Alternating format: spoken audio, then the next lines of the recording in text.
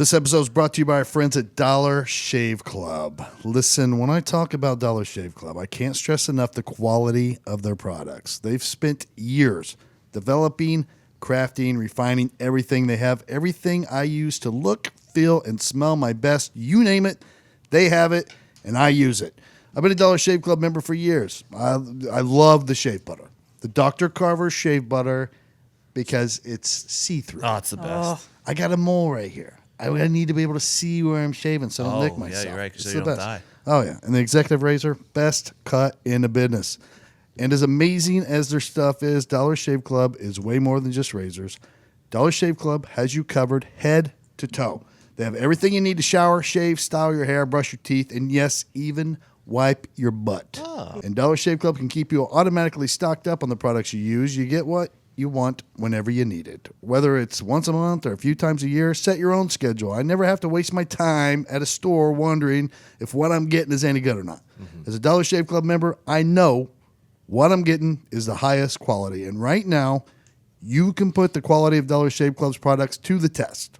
Their Ultimate Shave Starter Set has basically everything you need for an amazing shave. The Executive Razor, the Shave Butter, the Prep Scrub, and the Post-Shave Dew. The best part is you can try it for just $5.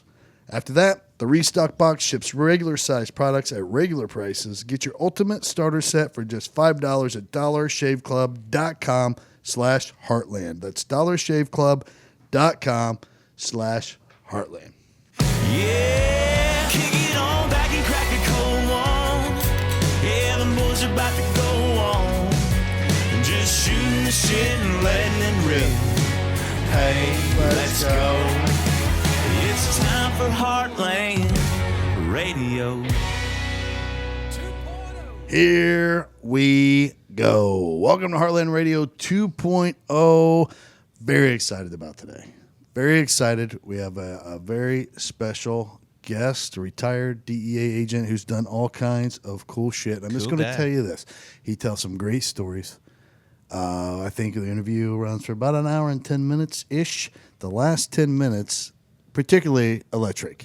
And you'll find out why. I'm not going to put out a spoiler alert. I'm just telling you. It will take you off guard.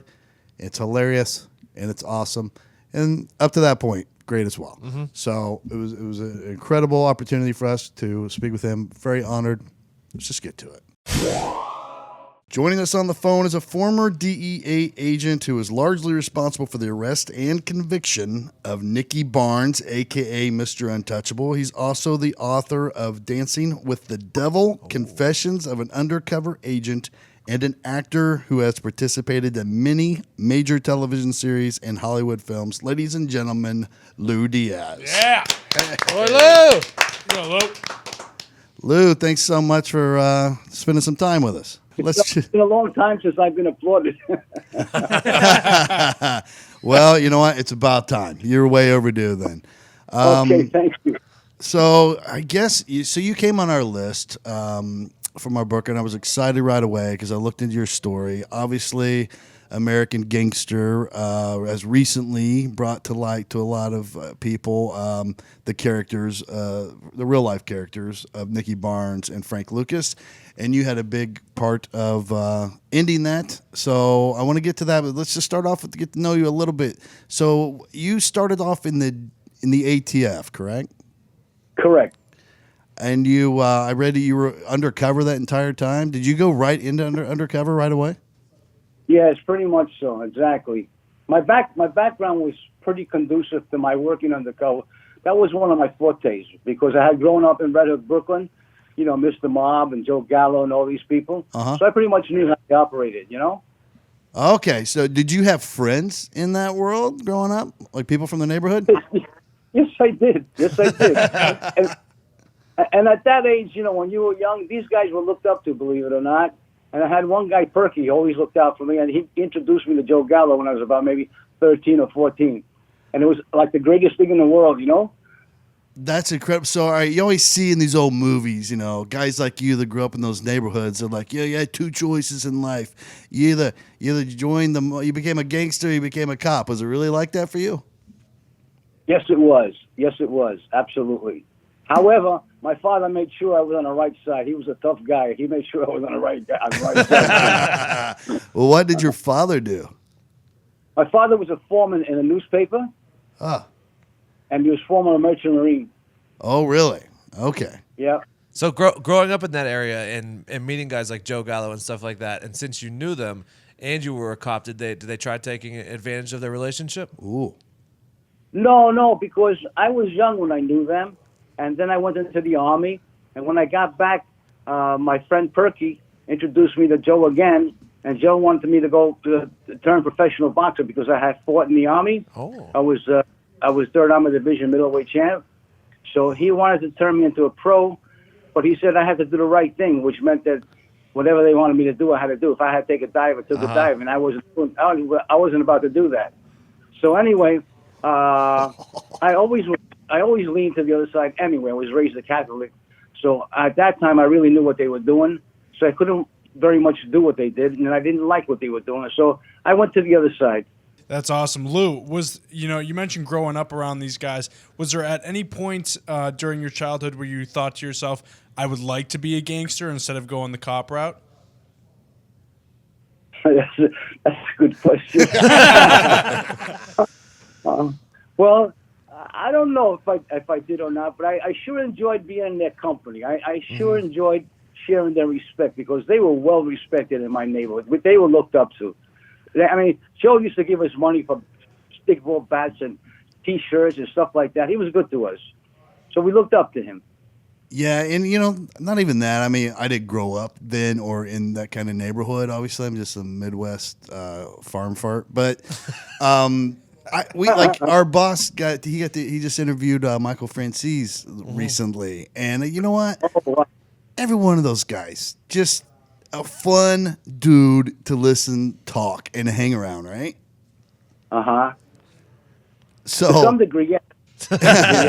Yeah, I guess you get in too deep. So, all right, so you join the ATF, you go right into Undercover, which, by the way, blows my mind. We just spoke with Jay Doxson, the guy that infiltrated the Arizona chapter of the Hells Angels, and he did the same thing. He went straight in Undercover, and from my world, you had to be like a regular cop for a little bit before you could put in for stuff. So to go straight from being a civilian, doing whatever you were doing, to join a federal agency and jump right into the world of Undercover is mind-blowing to me. So tell me, like, how you felt going in there, and did you think you were ready when they first pushed you out? Well, I tell you what, I was complimented that they took that kind of confidence in me to do that in the first place because I was never a pencil pusher or 8-to-5 guy. So when they gave me that opportunity, I just went with it. I was just flattered. I bit at the bite. I was just ready to go.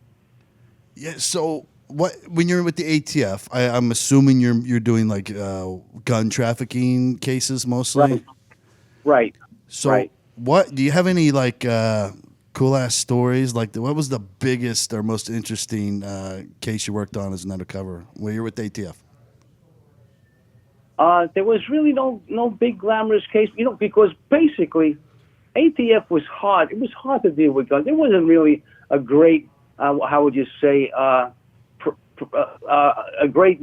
dealing in guns at that time. It was like single buys. A guy would have one gun, sell it to another guy. Some had 2 or 3 guns. Some guys would rob a truck that had guns, and then he would sell them wholesale. Some guys would rob guns from the pier, but there never were like many guns that were for sale, and I never bought that many guns to begin with. And usually it was through an informant that you made those buys, Okay. So I had the opportunity to buy off some major guys because I posed myself as a gang guy with certain connections to the gun world. But there was never any major stuff going on, never. Okay. And that's one of the reasons why I left ATF, because there wasn't enough action. I love it. So would you say your time there was you just kind of you developed your chops a little bit, like kind of honed your skills and mixing it up in that world? Okay. All right, good. So you get bored there. You're there for what, like 5 years or so, and then you're like, all right, I'm going to look for something better, and then you end up in the DEA. Did you like apply to the DEA, or were you recruited into the DEA? How'd that happen? I was pretty much recruited. Okay. Because at that period of time, this was in the 1973, 1974, around that period, a lot of my friends transferred over to DEA as well. And the word went out by them and some others that I knew in DEA that I was a very, I would just say, good prospect to be recruited for my abilities. So I was taken in by one of the bosses who liked me, and through him I got the job. Okay, all right. So when you're in there, like when you first started, because I read that you worked undercover 22 of your 28 years in the DEA, right, which is pretty insane. That's an incredible career, and like most people get burned out after a few years of that. So I guess you're just born to do that. I'm like, you couldn't imagine yourself doing anything else there. You know, it was kind of part of who I was. You know, I always wanted to be an actor.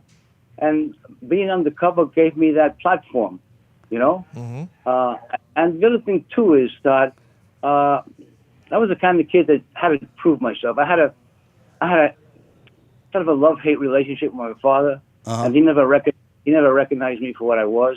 So I was always trying to prove myself to him. I was always seeking his approbation, which was part of the book, and that's what made me go forward and do as well as I could. And that was part of me also because I had that background, you know, growing up in the street and what have you. So I went into it, you know, with a fury, you know. Yeah. And I did very well at it. I love that you described it as acting because even on my level of being undercover, I think people don't realize, like, it's just like acting, like the difference between watching a bad movie and a good movie, right? Like you can be over the top with your character, and you know that in a movie as an actor that just makes your movie suck. It makes your career suck. But in your world, if you suck at acting and you're too over the top, somebody kills you or something, right? That's right. That's a big difference, you know. And in Hollywood and acting, of course, I mean, there's no fear, there's no danger involved. So, however, you know the difference. And acting in the real world of crime and working undercover, there's no mistakes to be made. If you make a mistake, you know what that is. Yeah, exactly. Now, hey, in this time period that you're undercover, like, were wiretaps a big thing then? Not that much, no. Okay. No, they weren't, Todd. No, they weren't. Okay, so you're extra heavily relied upon as, I guess now, you know, I'm sure you know now in the DEA, like a lot of inside information comes from wiretaps. They use undercovers just long enough to get a wiretap going, and that's how you get all your inside scoop. In your world, in your time, all that inside information's coming from you. So I guess you're the star of the show every case, right? Yeah, yes, you could say that. You can say that. And there was various ways of seeking information and making cases, if you want to know that. Yeah. I'm sure you know because you've been on the bricks also. But if you want to know that, the major way to make cases, of course, the primary way was through informants. Mm-hmm. But in my case, I was always going on fishing expeditions, you know, hanging out in areas where there was narcotics was well spread and guys were kind of deep into narcotics. And I would stop by those neighborhoods and just make myself known, just hang out. Like I come back from work, I stop by. There was a local bar, and I would hang out in the bar and just meet guys and what have you. And then one thing led to another, and I would get myself into a deal with these people. So a lot of it was based on original information, which led to a case, and that's how I did it. And then also, in addition to that, I worked for other agents undercover. Okay, so I see, like, this would be the coolest job in the world. Like, I didn't get to do this when I was undercover, by the way. You just got to go hang out in an area, sit at the bar, have some beers, look around, and just kind of survey the area. And is it like the scene from American Gangster where they go to the fights and they're just watching everybody and they're like, oh, look at the fur coat on that guy. Mm-hmm. He's somebody. They take the pictures. Let's find out who that guy is. Is that the kind of shit you were doing? Well, yeah, I got to tell you, Todd, American Gangster was a fairy tale.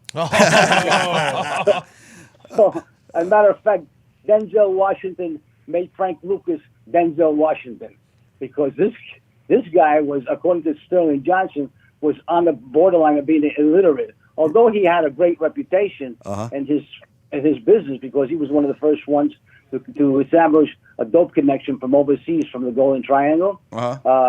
other than that, like Nicky said, he was a country bumpkin.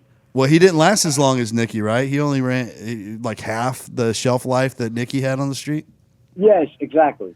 Okay, so that makes sense. Oh, just before we get into Nicky Barnes, can you tell us if this is the truth or not? Because everybody loved an American Gangster when Frank Lucas was hiding the heroin in the coffins of the dead soldiers coming back from Vietnam.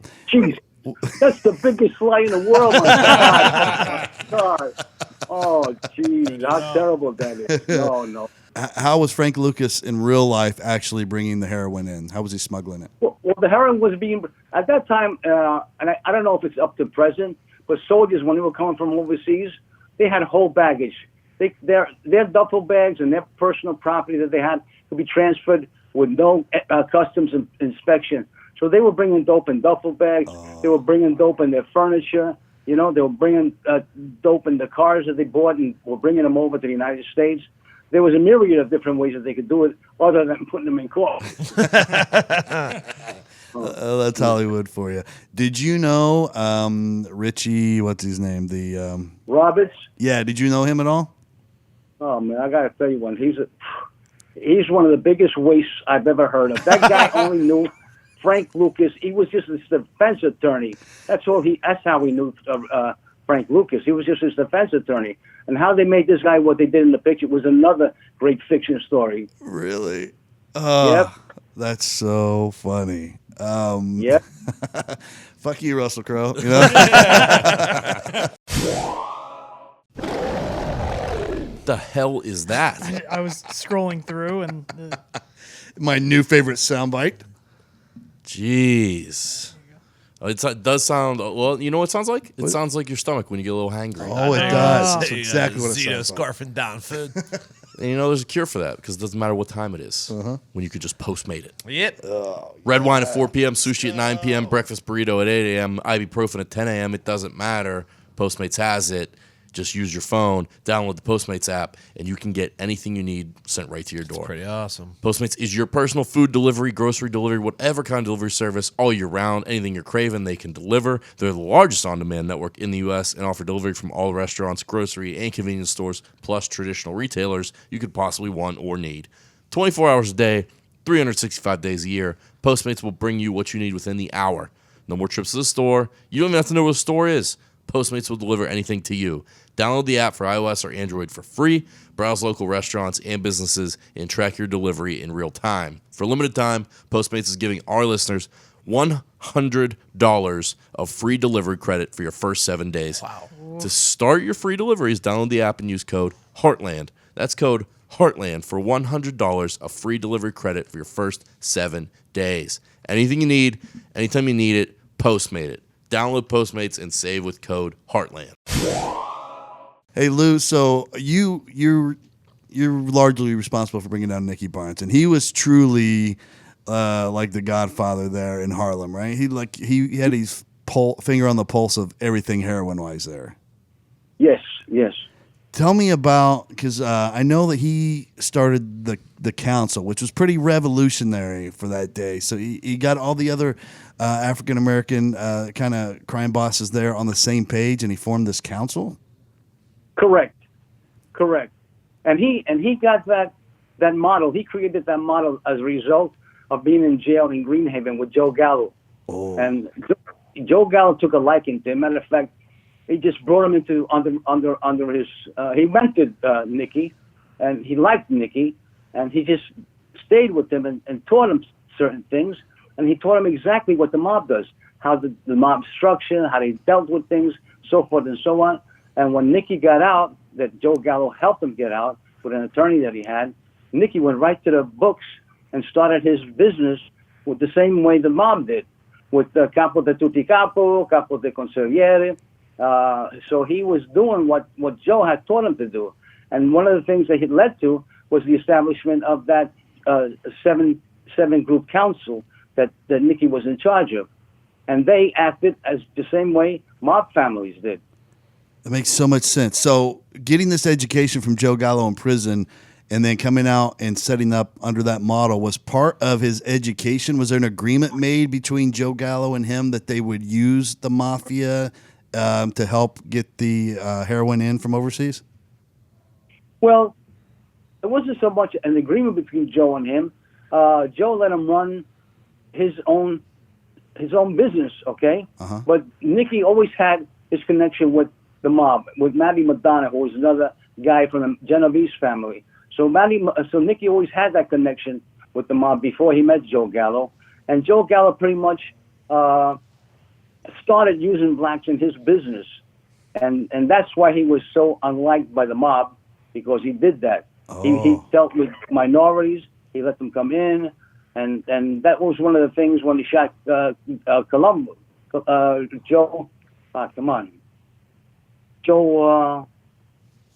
Joe Colombo, I believe it was, when he shot him at that Italian American feast or something like that. Yeah. It was a black guy who shot him.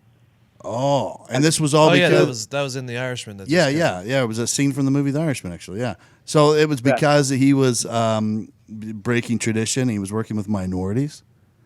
That's right. Wow. Exactly right.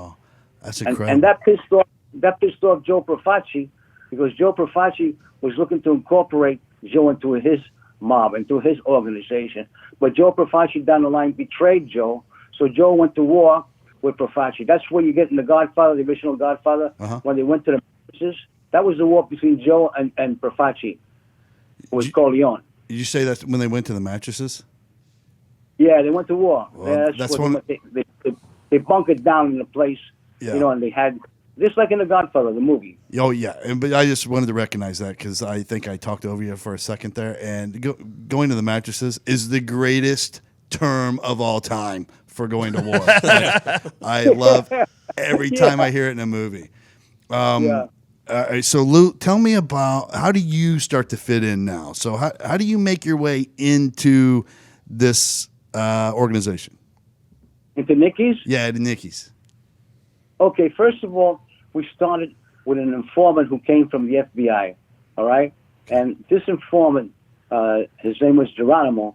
He grew up with Wally Fisher, who was the brother of Guy Fisher, who was one of Nicky Barnes' principal lieutenants, okay? And they were on the border of Pleasant Avenue, which was still run by the Genovese family. As a matter of fact, Geronimo's uncle was one of the biggest guys in that. He was the capo of that family in Pleasant Avenue. So when he came to us, he just wanted to work on the black part of the area and wanted to work on Nicky Barnes. So anyway, he was introduced to me because of my reputation, and we kind of sat down and we talked things over. We briefed him. We wrote reports based upon what he was telling us. We compared his reports to intelligence reports, and most of the things panned out. So he was legitimate. We found that he was legitimate. So I was able to go with him. And one of the things that I did was that I created a background story that I was kind of a go-between. I did different things for different families, whatever they needed, whether it was a hit or something stolen or whatever. And I was getting too hot because nobody trusted me after a while. So I went back to California. I went to California to cool off, and then I wanted to come back to New York and get back into my business. But when I got back, I couldn't get back. This is the story, of course. Yeah. I couldn't get back into the heroin trade, which I was involved in, because nobody would deal with me. So eventually, that's when I got involved with G, or I call him G, and G brought me to see Guy Fisher, Wally Fisher, who was connected to these guys. And little by little, he started bringing me in to all of Nicky's associates, which were major players. So the whole case centered around a conspiracy. Yeah. And here's a question. Who named your informant Geronimo? That was his name. Oh, I thought that was the name you're using in your reports. That was his name. Yeah. That's incredible. Yeah. So, all right. So you get introduced to these main players, and they, I assume, start giving you work in the way of what, selling? Yeah, I would know. I would make buys from them. Okay. I started to make buys from his principal players, and that led to further conversation because I was introduced to Nicky's primary lieutenant in the absence guy fisher who was arrested, and he took me under his, under his belt, this guy Jazz, and I got close to him. He owned a restaurant and a club called Degassi's in Harlem, one of the principal, I think it was Clayton Powell Avenue, and he had a very big club there, and I was introduced to him, and from there we started moving out into other areas of the Barnes organization, and there was a lot of conversation and setup. It was like a chess game, Todd. It was like a chess game, going from one thing to another, implicating one guy to another, trying to get information through Jazz to implicate Nicky, which eventually happened.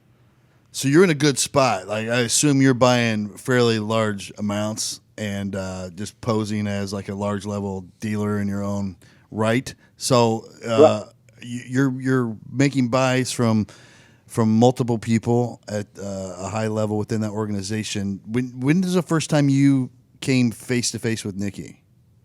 You know, as a matter of fact, that's the whole irony of this story. I only saw him once on a buy, but I never dealt with him directly because Nicky would never have that. Uh-huh. The first time I met him personally, when we were face to face, was in the trial, when this is trial. Wow.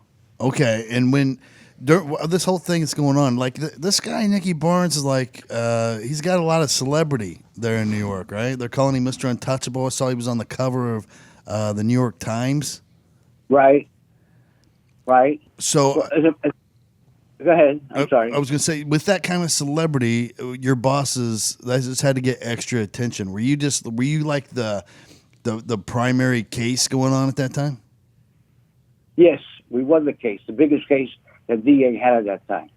Uh-huh. So does that mean big budget? Anything you need, Lou? Just let us know. You know what? I got to tell you the truth, Todd. In those days, it was just incredible. I mean, the FBI had a better situation where they would give their guys anything they needed. And that was Joe Pistone. He was given jewelry. Uh-huh. He was given anything he needed to propagate his position, right? Uh-huh. Well, with us, especially with me, I had to fish for stuff because if you put in a request for something, it would take months before you got it approved. That's the way it was back then. So I had to use my own connections to get by. For example, I grew up with some guys that, were into different things. For example, I had a guy, Richie Montero, who was the head of the gas company, uh-huh. And I would use him to provide me with cover, with those sewer covers, uh-huh. When the men would work down there, and they put curtains around there, so I could have surveillance units there. Uh-huh. I had a guy that was a merchant marine officer, and he gave me merchant marine papers. So I used to use all these things as a background to facilitate who I was at that time. But DA in itself, I got to tell you, never really helped me personally. Wow. So with Nicky Barnes being such a big celebrity in New York and all the people that you were around with, did you ever run into celebrities and athletes that were kind of involved in the organization as well? No, I didn't. As a matter of fact, Joe Gallo was the one that was involved with a lot of celebrities. He was the one. Nicky, as far as I know, wasn't. Okay. He was just a star among his own people. Okay, and is he kind of following the other part of the mafia model? Is he like beloved in the community, passing out turkeys at Thanksgiving, these kind of things? Absolutely. I mean, I got to tell you, he was treated like Al Capone. He was the Al Capone of Harlem at that time. He was treated with such reverence. He would walk into a club and guys would stand up when he walked in. I mean, he was really a major player and had major respect from all his people. Wow. Now, was there ever a point where, because you're incredible, by the way, that you're just having to provide your own cover and all this other stuff, because I assume Undercover must have been new at the time to DEA, but like, was there ever a point that you remember where like you should have been burnt or you were almost burnt? Matter of fact, yes. There came a time when I was surveilling a guy that I was supposed to buy dope from, and then my surveillance team was so close, they were like a bumper hitch. And I had to lose them, and I did. And then there was a time when I had them fake that I was going to shoot it out with them because that's how close they were. And I was with Wally Fisher at the time, and I was ready to get out of the car and take them on. And Wally was the one that talked me out of it, but obviously that was an undercover trick. So when you would go to work every day and jump into this world, were you going back to your real house, a real apartment at the end of the day, or were you set up in like temporary housing in case you were followed? You know, Todd, that's another thing that's incredible. They never provided me with a house or apartment. I came up with the background story or with the situation because I knew the neighborhood like the back of my hand. And there was an apartment building complex where you had to walk in and then just get lost in the apartment house, right? Uh-huh. So when they would come, when Wally would come with me, I would tell him to come with me because I got to go and check my apartment out. So I would go in, check as if I was going in. And then about 10, 15 minutes later, I would come out and get back into the car. So that was my undercover apartment, which I never used, you know? And then as far as dealing with these people, as far as my cover going home, I went home. And I never went home the same way. I mean, because I was obviously very preoccupied with being trailed. And I would drive with my 45 by my hip, and I would always try and stop in a position for a traffic light where I could peel out without being, gunned down, you know? Yeah. And when I went home, I would park in different areas and use another car that I had taken as an undercover. I used it as an undercover car. Uh-huh. So I never went home the same way, and I never used the same car to stop at my house. Wow. So, yeah, that's it's incredible. The world that. And then at any given time, your surveillance team, like how many people were there? Like if you needed help, what were the instructions? Like nowadays, they would be like listening through a transmitter, and you would have like a rescue word or something you would say, and they would come get you. Like, did you have anything worked out like that at all? Yes, I did. Yes, we had a transmitter, and that's another funny story. We had a transmitter built into my car, and they would pick up on the nature of my conversation. They would just pick up that I was in trouble. You know, there wasn't any exact code names or anything like that. So they would pick up from me because I would make the conversation relative to needing help. Excellent. Absolutely excellent. Saving money is excellent. It is excellent. Isn't it? It's most excellent. I mean, there's not a lot better than saving some money. Nothing makes you feel better than money in the bank. And a great way to save money is honey. It is. Giving holiday gifts is great. Yeah. Overspending on all those gifts is definitely not. It's not. So why spend more than you have to? Finding the lowest price is easy if you have Honey. Ooh. Honey is a free browser extension that automatically finds the best promo codes whenever you shop online. So like all these ads that we do ads reads for, and we say promo code blah blah blah. Mm-hmm. That's to support us. But if you're not buying something from one of our people, they're going to find you the best promo code out there. And they're going to find you the best deal out there. Every time. Yeah, you get it. I do. For a second you didn't, but now you do. Well, you did an excellent job explaining. Thank you. This means you always get the best deals without even trying on over 20,000 sites such as Amazon, eBay, J.Crew, Sephora, Expedia, Target, Best Buy, and more. I went online the other day to Amazon. Okay? I got myself an air fryer. Oh. And Honey automatically threw in a promo code there for me. I saved $43. It's a steal. $43. Thanks for the wings, honey. It's a couple orders of wings, my friend. Mm-hmm. That was a good day. That was a good day. Honey has found its over 10 million members, over $1 billion in savings. It's a lot of $1 billion. Yeah. I know. That's a lot. Well, it didn't say how many $1 billion, but yeah, I mean, $1 billion is a lot. That's a lot. Honey supports over 20,000 stores online. Honey has over 100,000 5-star reviews on the Google Chrome store. If you're buying gifts this holiday season, then you need Honey. If you're not, you probably know someone who is, so do them a solid and tell them about Honey. Honey can help make sure that you're getting the best price for whatever you're buying. It's free to use and installs in just 2 clicks. It's free to use. It's free. Hey, why wouldn't you try it? Why wouldn't you? How many clicks? 2 clicks. Oh, that's what I thought. That was 3. I didn't think my first sound was a good enough click. Didn't register on the click. Yeah, you didn't press it hard enough. Get honey for free at joinhoney.com/heartland. That's joinhoney.com/heartland. So when this case, like, how long total were you devoted to this case? About 8 months. 8 months. And then indictments came, I guess, was it pretty much like what you did undercover? Was that the probable cause they used?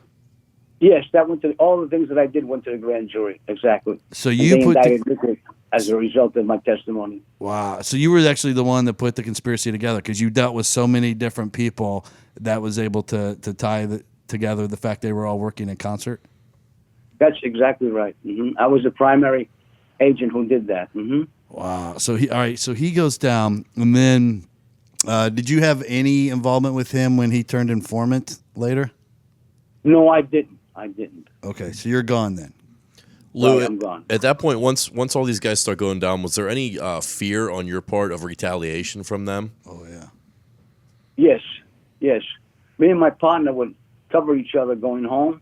And I remember putting a piece of Scotch tape on the hood of my car, okay, when I parked because I was going to court on trial preparation.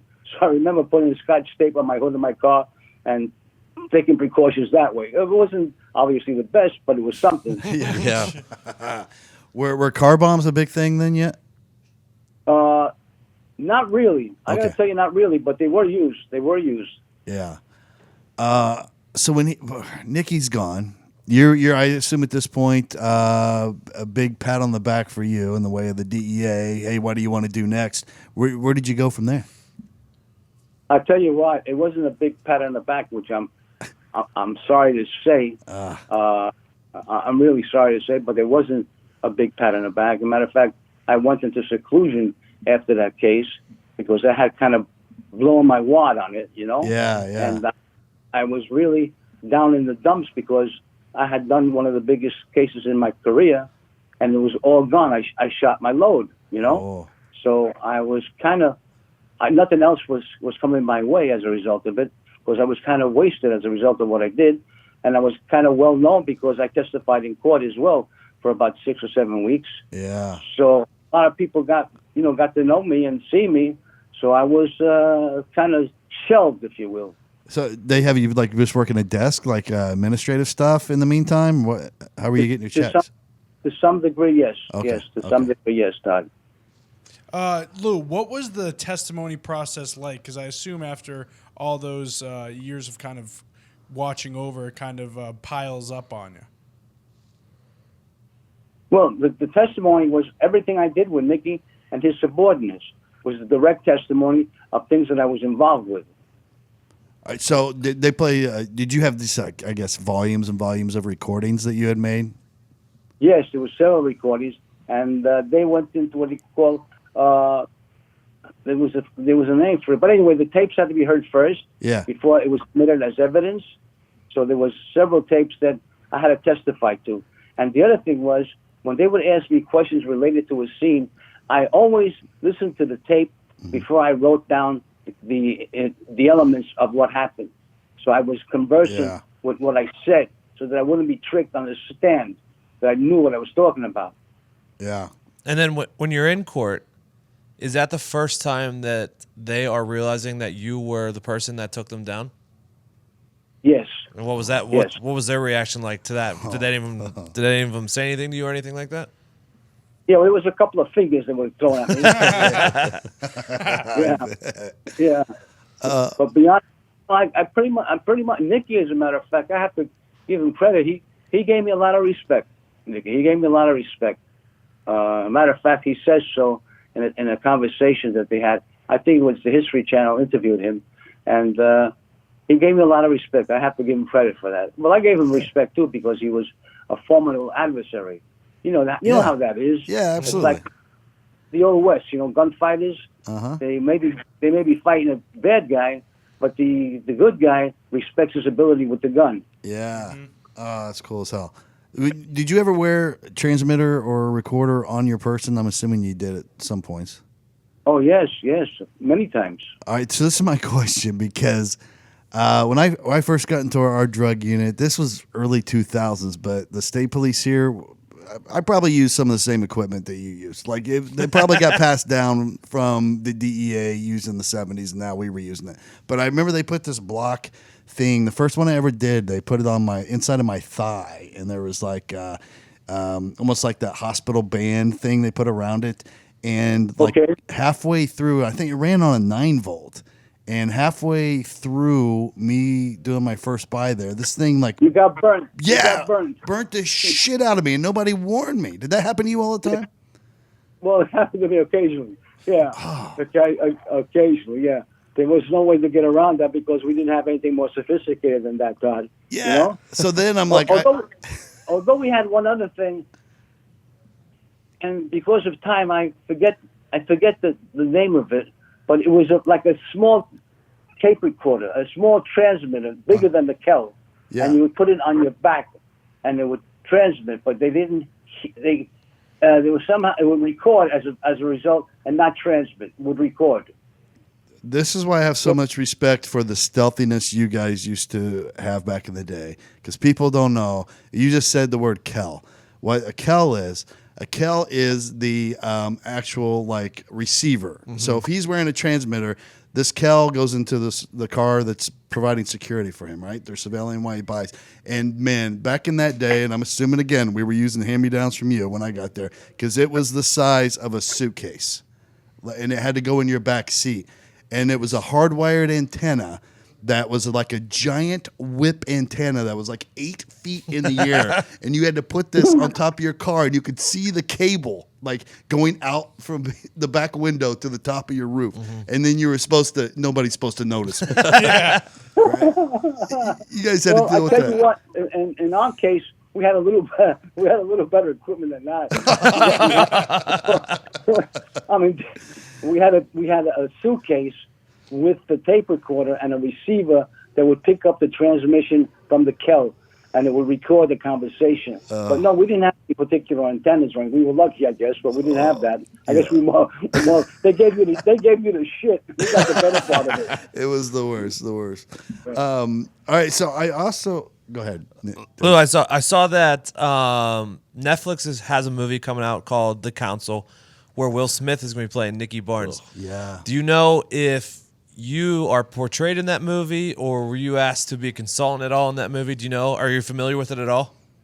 Yes, I am. And as a matter of fact, I'm pretty upset about it, because from what I understand, the movie is going to be just about the trial and the council itself. And I didn't hear anything about me and being. I didn't get in touch by anybody, including Will Smith. But I made certain attempts to get in touch with Will Smith to let him know, hey, you know what? This guy went down. He went to court because of me, you know. And there's other things. There was some intricate things that are involved that come from me that involve Nicky. So, you know, I should be a part. I mean, I'm not looking to gloat over this, you know, because it's hard to talk about yourself without sounding self-serving, you know. But if anything, yeah, I deserve to be in that. I deserve to be in that movie. Yeah, 1,000% agree. It's not at least a consultant.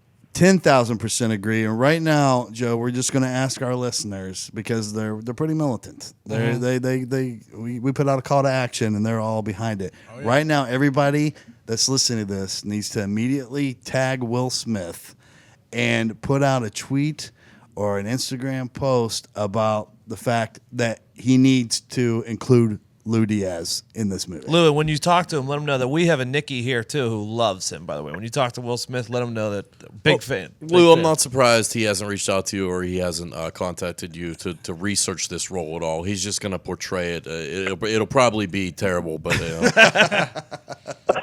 a matter of fact, you know, I kind of surprised, because Will Smith looks nothing like Nicky, and he's much taller than Nicky. Nicky was about 5'8". I think Will Smith is about 6 foot something, right? Yeah. I don't know, man. It's a shame. You know what? Yeah, I don't. Go ahead. He's reaching for an award, and he's not going to get it. I just tell you, he's not going to get it. Well, he's a great actor. You know, he's a great actor. So maybe he'll pull it off. I don't know, but I think it's going to be a hard representation myself, personally. Yeah, I mean that sucks because too, like the trial's going to be the most boring part of the whole case. Show me all the cool shit you were doing. That's the part I want to see. But Right. But past that, you were in some other cool operations as well. There's 3 that I found. If you wouldn't mind talking about them a little bit, because I'm assuming like you started to step into the Pablo Escobar era, right? Yes. And you were still undercover at that time? Yes. Now, so were you used in any part of that investigation, at least stateside? Yes. Okay, talk about that. Well, primarily, there was a case agent in Florida who was a friend of mine, and he was looking for an undercover in Orange County, and we were friends, so he knew about me, of course, and he suggested that I be involved with the case in Orange County. And so the way it went, there was 2 major guys, Jose Lopez and Alfonso Reyes, who were lieutenants for Escobar, and he was part of their laundering and stateside. And they were laundering money in California, and I was picking up money for them in California. However, the big distinction between me and other undercovers that were doing the same thing was other undercovers in other areas were just picking up the money and bringing it to their contact, who would then forward it to the bank. Okay, but in my case, I tried to get them involved in conversation to put them in touch with the money they were giving me. So I created certain scenarios that would do that. That would bring that to fore. So I was able to get these people in conversation that subsequently led them to be indicted and arrested later on in the case. And as far as these 2 major guys were concerned, there was one point where I actually talked to one of them and got him on tape. So he was right in the stew directly as a result of that conversation. But there are other situations where he also provided evidence as a result of his involvement with the Florida people. Wow. Did you ever work with Steve Murphy or Javier Pena? No, I didn't. I have to say, I don't even know their names. I'm sorry. Okay. They were the guys in Colombia working on Escobar. They were on our show not too awful long ago. So I'm just trying to put together the overlap of time, because if you're over there dealing with the money in California, and I assume you have counterparts also in the Miami area covering what's coming in from Mexico there. So it's like this triangle you guys are putting together. It's interesting. That was such a big case that you probably wouldn't even know who else was doing what. That's right. Absolutely.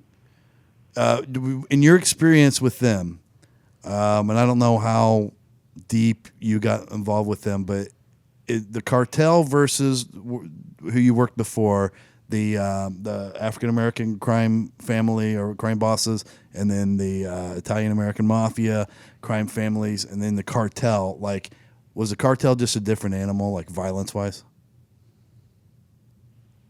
You know, they were similar. They were similar to the black organizations and the Colombian organizations, but even to a bigger degree in terms of how they intimidated people. One of the main ways of doing business was that if somebody fucked up, they would get their family. Their family was in direct involvement. Oh. They would kill the whole families, which is different than what the Italians would do, because the Italians would never kill members of a family, especially children, whereas the Colombians would. And the same thing with the black people. They wouldn't do that either, but the Colombians would. That's interesting. So there was a line in the sand. Mm-hmm. You don't fuck with family, and that's good. It's a good line. Yep. You know what I mean? It's a good line to draw. Yep. And it kind of makes you an extra monster if you don't respect that. Was there anything that happened during your time dealing with this group? Did it just go well, thankfully, or was there a part of that case where things got a little hairy for you personally? You know, there was one situation where I was dealing, and I forget his name right now. There were so many people involved. But anyway, I was counting money with this particular fella, and he said that he had just whacked the guy the day before, and it turned out that he did. So I was a little apprehensive about this guy, that he was trigger happy, you know. Uh-huh. So I had 3 eyes on this guy, and I was pretty preoccupied about him. And then after the money laundering went down, he became a fugitive, and eventually they got him. Wow. So when So your guys got wrapped up in the indictment after Escobar was killed, or before? Yes. Okay. After. Yes. No, before. I'm sorry. Okay. Before. Okay, great. So that's when the kind of the foundation started to crumble for him. That's right. Exactly right. Okay. Shiver me timbers. Shiver me timbers. You know, pirates were pretty hairy guys. Yeah. Pretty hairy guys. Uncomfortable for all the time they spent at sea. They would have a much better life as a pirate now if they could get on board with Manscaped. Oh, yeah, they would. Because they would be clean shaven down there. You know, it gets sweaty when you're out to sea. That So Scurvy. Oh yeah. That's all the salt water. Oh, all the salt water. Support for Heartland Radio comes from Manscaped, who is the best in men's below-the-belt grooming. Manscaped offers precision-engineered tools for your family jewels. Jingle balls to the walls, fellas. Listen up. Untrimmed pubes are a thing of the past. It's time to gear up and get yourself the gift of shaving this holiday season. I am talking about the Manscaped Perfect Package 2.0. You know, one time, I almost bled to death, nicked my balls. Really? Yep. Well, I had been drinking a lot the night before, and my blood was a little thinner than Yeah, it usual. happens. I didn't think I was going to be able to get it to stop. The platelets. Thankfully, it did, and I told myself, I'm not shaving down there anymore until someone comes up with the proper technology to keep me safe. It's just unsafe. And Manscaped has done it. Finally. They did. Finally. I don't worry about a thing. I just go to town. It's easy. That's why this revolutionary company, Manscaped, has redesigned the electric trimmer for guys like me. Their Lawnmower 2.0 has proprietary advanced skin-safe technology, so this trimmer won't nick or snag your nuts. It's also waterproof, so you use it in the shower, which is awesome. They actually just got launched in Target stores, by the way. What? Yeah, Target store, my Target? favorite store. That's a huge milestone for them. And the movement to save men from having hairy pubic regions is in full freaking force. Nice. Don't use the same trimmer on your face that you're using on your balls. It's nasty. Knock it off. If you're doing that, knock it off. Don't do it. Okay. You're an animal. Perform like a human. The Manscaped Perfect Package 2.0 also includes the Crop Preserver, an anti-chafing ball deodorant and moisturizer. You already put deodorant on your armpits. Why are you not putting deodorant on the smelliest part of your body? The taint, I think is what they're referring to here. Yes. Probably. Speaking of sweaty and sticky balls, sweaty and stinky balls, and sticky balls. Yeah, it all plays. All that bad stuff with your balls. I'm thankful for the Crop Reviver. This product, along Bring with it the back to Crop life. Preserver, keeps your balls from sweating, smelling, or sticking to your leg. You ever had your balls stick to your leg? All the time. It's quite uncomfortable. It's very uncomfortable. 'Tis the season of Manscaped, so get yourself, your dad, your brother, and friends the best gift of all, the Manscaped Perfect Package 2.0. Get 20% off plus free shipping with the code Heartland at manscaped.com. Again, it's 20% off plus free shipping with the code Heartland at manscaped.com. Your balls will thank you. Dude, man, you've had a storied career. Can I ask you about your time spent on Operation Henry? I read where you worked with Scotland Yard. Oh my God, that case was incredible. Oh yeah, I'm glad I remembered to ask about it.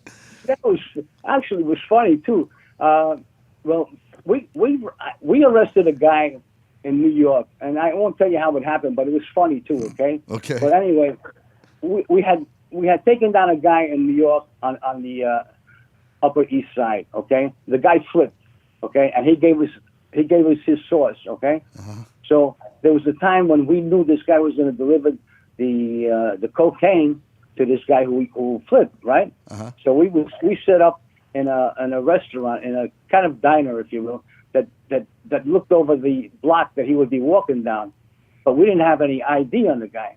So there was one person that walked by, it was several persons that walked by, and then when this one guy passed by, I had this sixth instinct about things. I just had that instinct. And when I saw this guy walking by, I said, "This is the fucking guy." So this is my partner, walked out and stopped him. And I said, "Hey, buddy, how are you? What are you doing? What are you up to?" And the guy got very nervous. And that's one of the indications of getting probable cause to search him, right? Yeah. So I said, "You mind if I pat you down?" And the guy said, "No." So we patted him down. We found a kilo in his possession. Nice. So we took him down, brought him to the office. and we never gave up the other guy, and he flipped. And he says, listen, I'm not going to give up any cocaine, guys, because that would be my life. But I know some guys in England who are doing heroin, and you can get into them through me. So make a long story short, he flipped on that. He put a call down to London, and he spoke to the main culprit, if you will. They call them villains, okay? Uh-huh. And through that conversation, he gave us an entry for us to go over to England and meet these guys. So there came a time when we went to England and met these guys in a restaurant, and I dealt with a guy named Ron Leslie, who was supposedly the guy that broke Donald Biggs out of jail, who was the guy who masterminded the $8 million pound robbery, train robbery. Oh, yeah. Yeah, so we dealt with him, and we got pretty far with him, and there came a point where we negotiated 4 kilos of heroin, and we flashed the money to him in a bank. And I flashed them, and Scotland Yard was with us, and we flashed the money to him. Half of it was in American money, half of it was in pounds. But before we did that, I have to tell you, I was in the office with these guys, and I always thought Scotland Yard was a different entity, but it's just the headquarters for the London police, okay?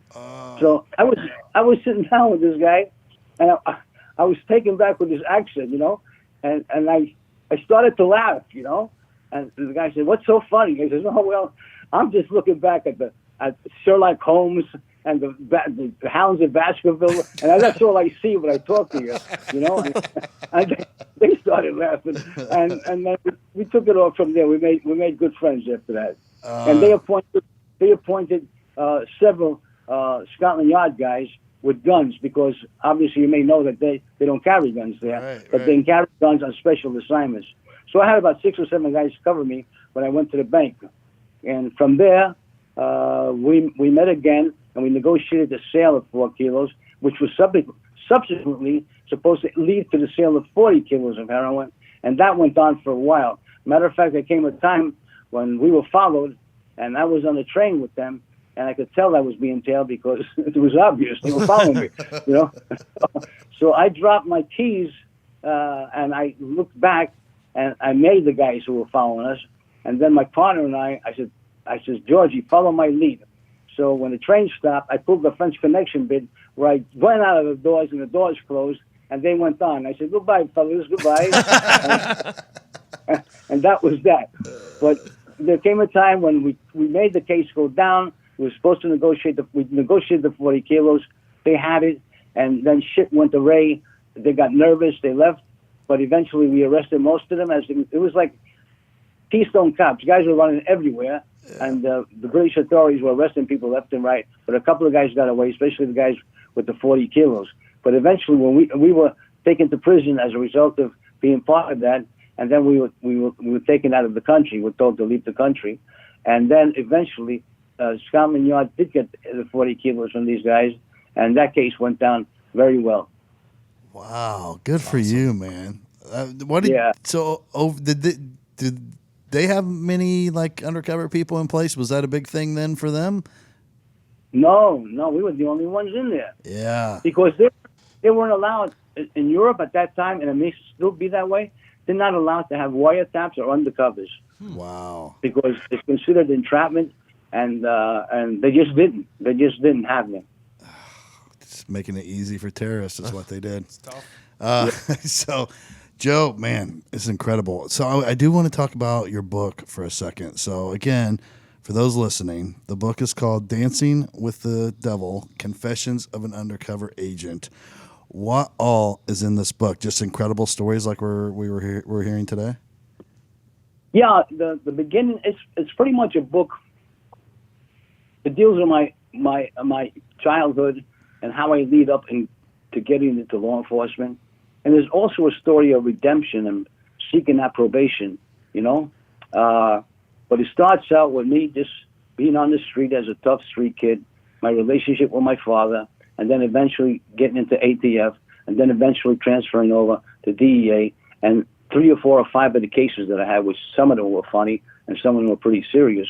And then we lead into Nicky Barnes, and then there was a few others, the London case, and a few other cases that I was involved in, and that was the extent of the book. I can't believe I didn't ask you at the beginning when you brought up being a Golden Gloves boxer and boxing in the Army. I assume around the neighborhood when you were a kid, like you were just known as somebody who could whip some ass, huh? Yes. Matter of fact, again, not to blow my shit or blow my own trumpet, but my neighborhood was pretty tough. It was right after the war, and people were having children like they were making cake. You know, it was so many kids on the street. There were hundreds of kids on the street. I mean, one block with about 10 buildings had about eight kids in that building, and they all played on the street. And it was tough, you know, to get into a game, to take a part in the block. So it was pretty much, how would you say, meat. We were all meat and meat to be eaten, you know, by others. And I chose to be the meat eater, you know. And because of the beatings that I took from my father, who still I love dearly, and he was my God. He was my image. He was my role model. But he treated me very severely. So I got hit pretty hard as a kid. So I wasn't going to get hurt by anybody. I wasn't afraid of anybody. And that's what was one of the biggest things of getting into a fight. When you get into a fight, you can't think about what the other guy's going to do to you, only what you're going to do to him. And that was my attitude as a kid. But I wasn't a bully. I interceded for friends that were getting picked on by others. And so I was pretty well known as, a tough guy, but I was a peacemaker as well. And then when I went into the Golden Gloves, and basically I got more of a reputation and made me more, more of a protector for my friends because of my experience with the gloves. Do you ever regret not pursuing a pro career? Yes, I did. Yes, I did. Matter of fact, I had a meeting with Jake LaMotta, who saw me fight as a kid, and in the Mardi Gras, and that's a little bit of a story. But anyway, can I hear a little bit of that story? Because I'm a huge Jake LaMotta fan. Great chin. Yes. Well, okay.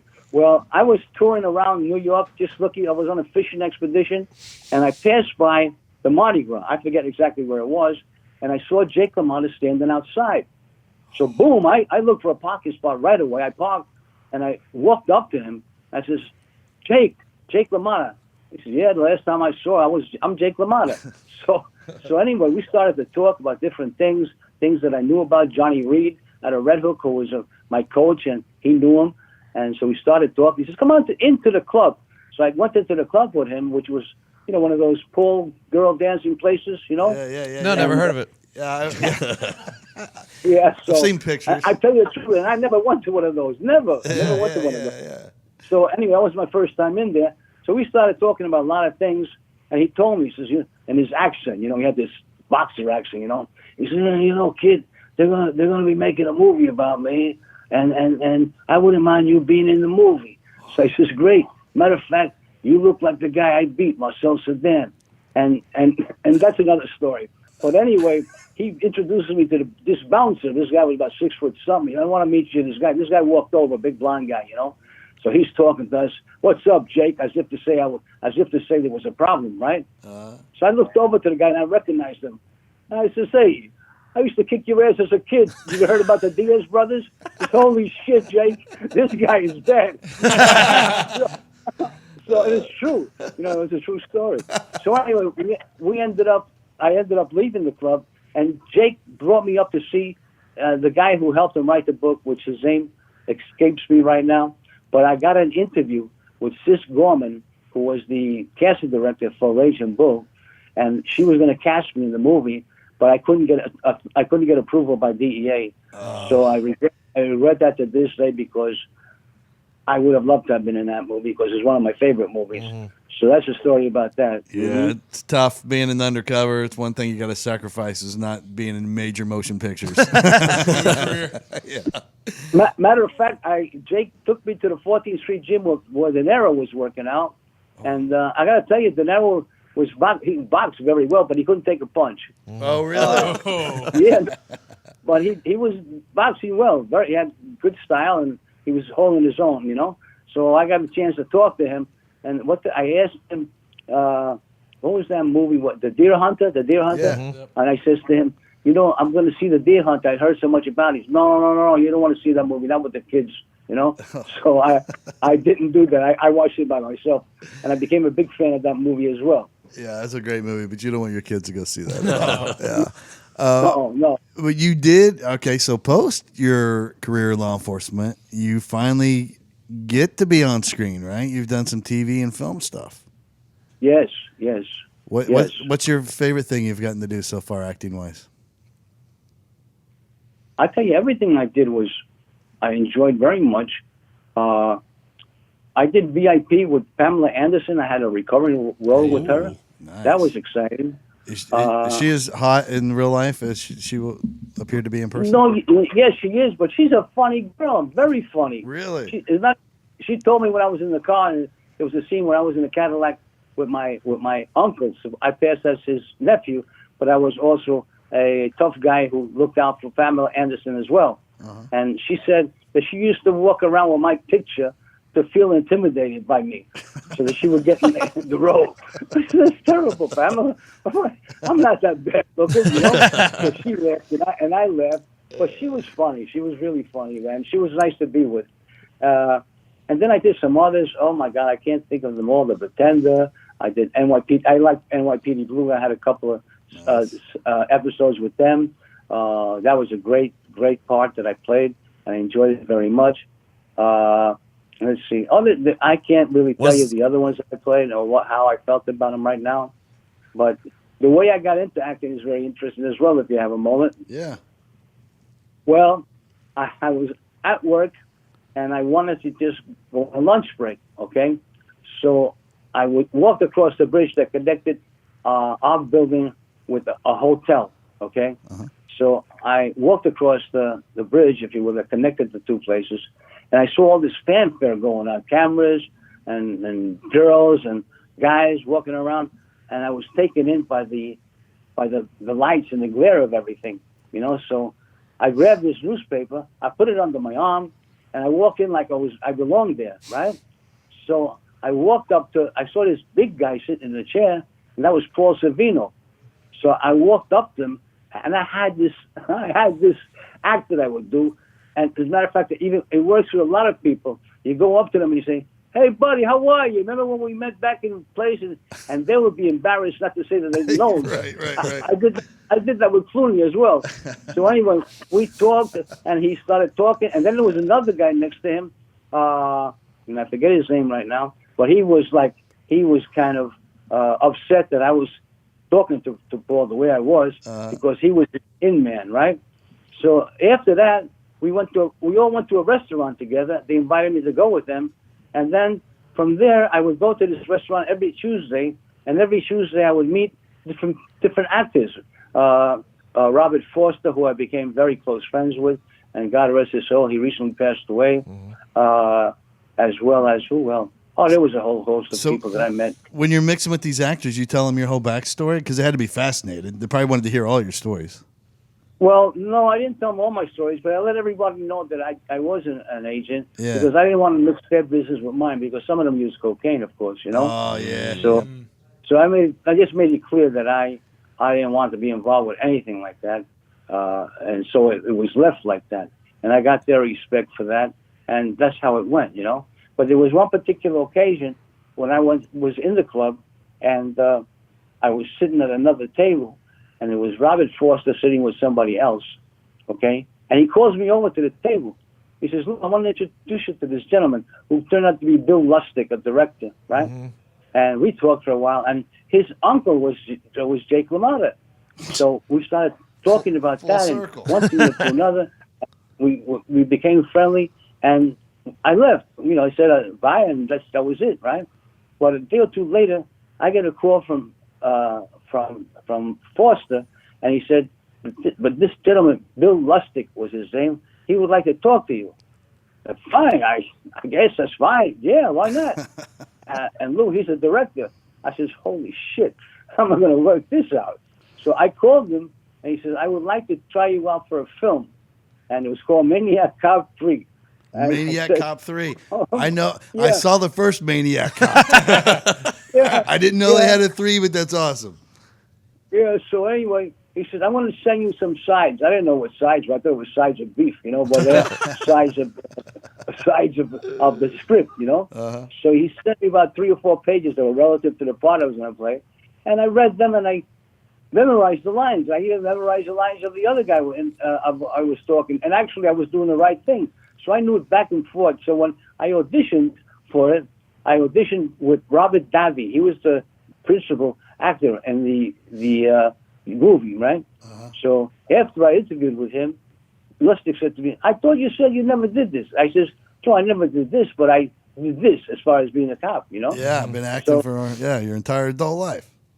Yeah, so Robert Davi told Bill Lustig that he would like to have me in a movie. And then from there, I got my SAG card, and then from there, that was just history. I kept going on and on and on. Was the Las Vegas that you were in, the Las Vegas with James Caan? He was Jim Cohen, yeah. Oh, that's awesome. Not Almighty, my memory is gone. Come on. James Caan, right? James Caan, Yeah. From The Godfather. Right. Wow. Here's my final question. Lou, are you ready? Okay. Who was the most famous actor that you personally witnessed use cocaine? I never saw them do it, but I suspect that Steven Seagal did.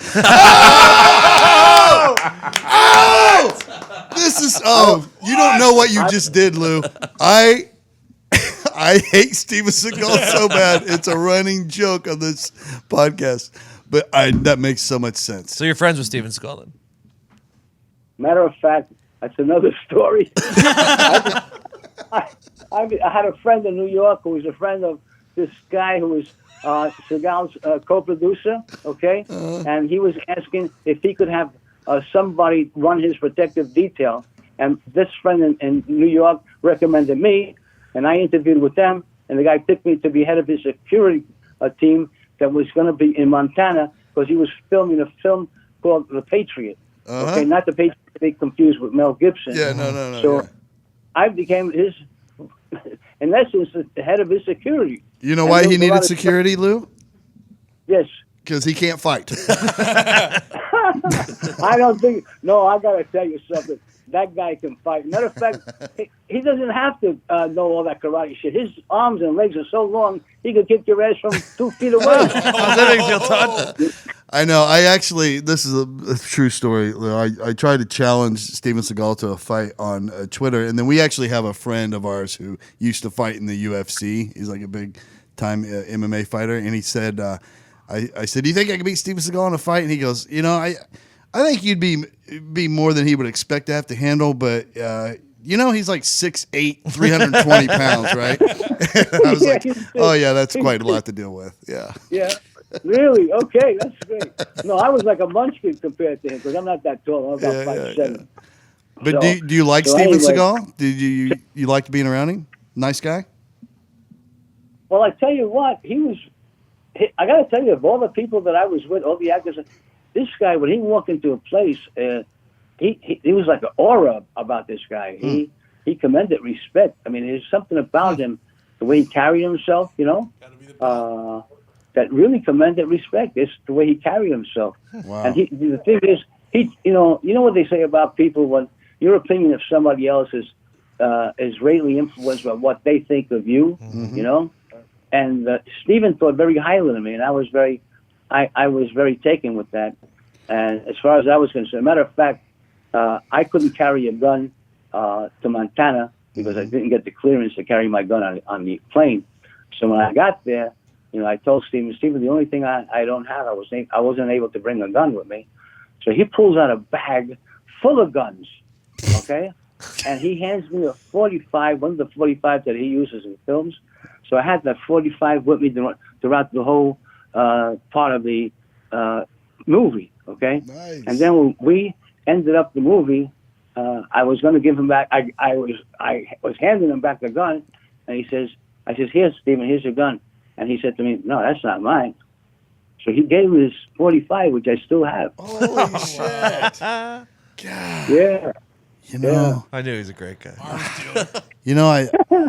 I love having you so much, Lou. Even though you spent an exorbitant amount of time telling us how bad Will Smith is and how good Steven Seagal is, which contradicts everything. No, I'm not that, saying Will Smith is bad. I'm just saying he doesn't represent Nicky Barnes that well. That's no, what I'm I saying. get it. I'm just teasing I don't want to get on his bad side, especially if he might use me in the movie. You know? yeah. And you know what? He should. I think everybody should. I can't thank you enough for spending all this time with us. These stories were incredible, and you're just a kick-ass guy. You're a hero, and now you're getting to do what you always wanted to do, and you know what? You deserve it. And everybody should that's listening to this show should definitely make a point to find you.